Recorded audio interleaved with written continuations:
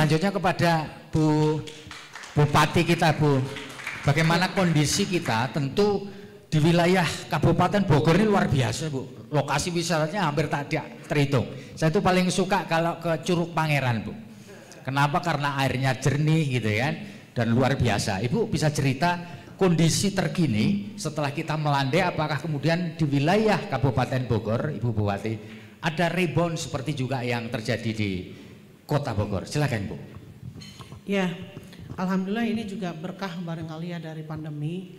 Jadi sekarang ini pariwisata ini mulai tumbuh. Yeah. Ketika masa pandemi ini justru giat pariwisata, geliatnya itu mulai kelihatan. Yeah. Jadi kan semua orang yang bosan karena PPKM ya, dulu PSBB, akhirnya ketika ada kelonggaran sedikit larinya ke gunung, lari ke gunung, curug, Bu, ya? Ya. Larinya ke tempat-tempat pariwisata yang memang berbasis alam atau pedesaan.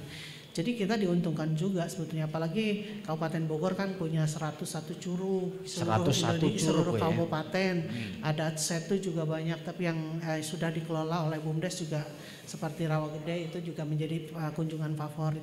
Jadi kita di masa pandemi ini, terutama di tahun 2021 itu melebihi target RPJMD. Oh gitu ya, Bu? Kita sebetulnya mentargetkan hanya 5 juta kunjungan, tetapi dapat kunjungan 6.080.000-an lah. Akhirnya itu melebihi 112% gitu.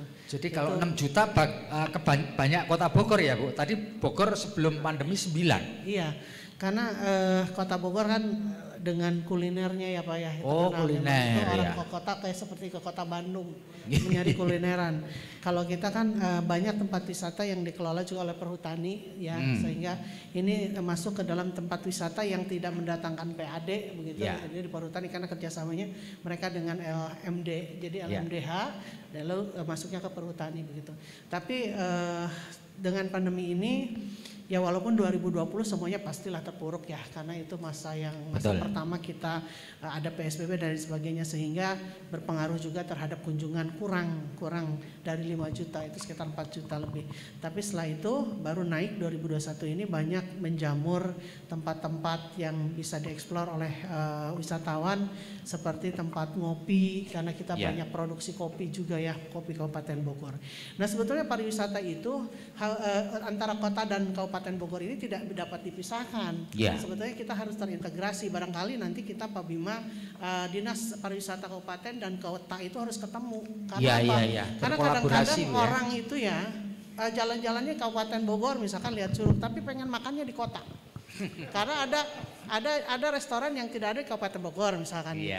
Ada juga yang dari kota ke kabupaten. Jadi kadang-kadang ada dari 2 hari eksplor mereka itu kota kabupaten gitu, sehingga kita sudah sulit membedakan mana orang kabupaten di kota, yang mana aja orang kota di kabupaten. Sekdanya aja impor dari kabupaten kok. Iya, nanti kita impor lagi yang lain kalau perlu.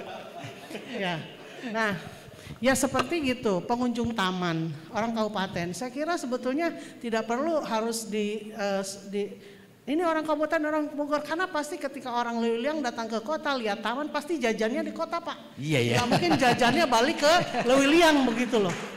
Ya kan, yang saya tahu itu kan orang Bogor itu senangnya bakso apa yang di PGB itu ya, bakso gitu-gitulah yang terkenal itu, bakso Apollo, ya kan, bakso Apollo. Terus, yang PGB atau di Pasar Kebun Kembang, Bu? Ya sama aja itu juga, sama. Itu saya tahu karena saya warga kabupaten. Pasti kalau di Pasar Kebun Kembang ayamnya agak banyak, Bu. Dan orang yang belanja di Pasar Anyar itu juga rata-rata orang kabupaten.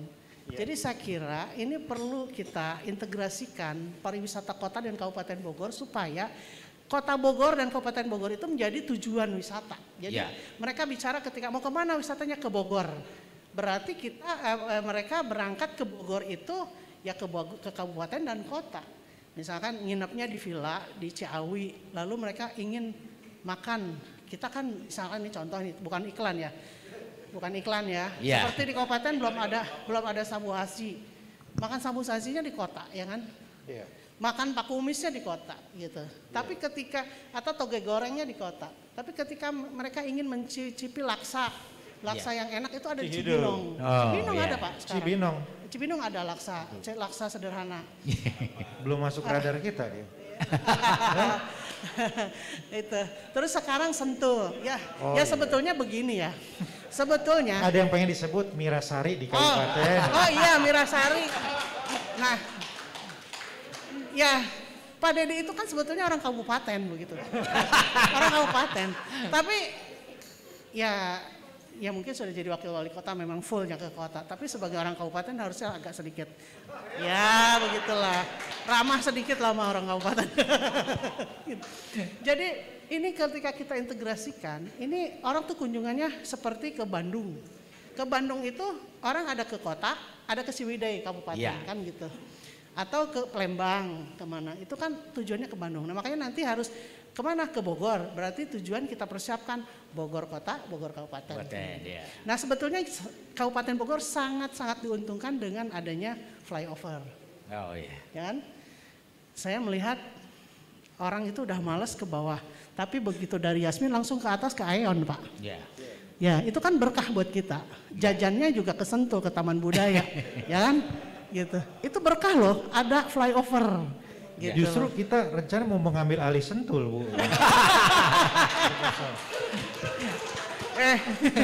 Jangankan Sentul, yang itu aja Cibanon aja nggak dikasih sama saya.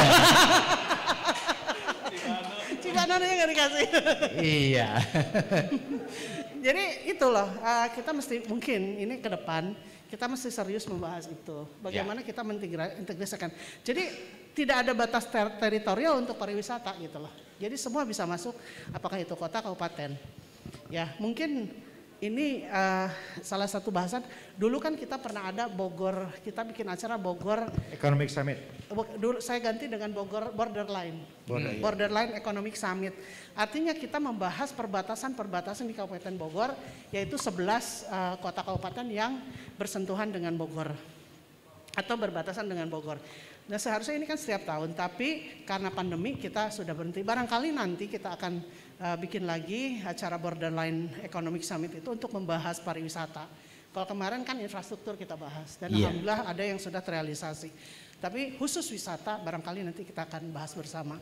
Dan perlu melibatkan Bapeda dan Dinas Pariwisata.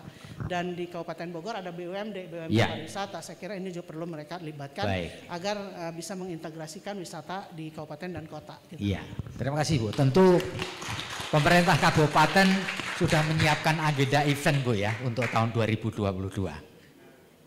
Agenda event yang bisa disaksikan sama-sama untuk menarik para wisatawan lebih banyak datang ke wilayah Kabupaten Bogor, jangan mau kalah sama kota Bu.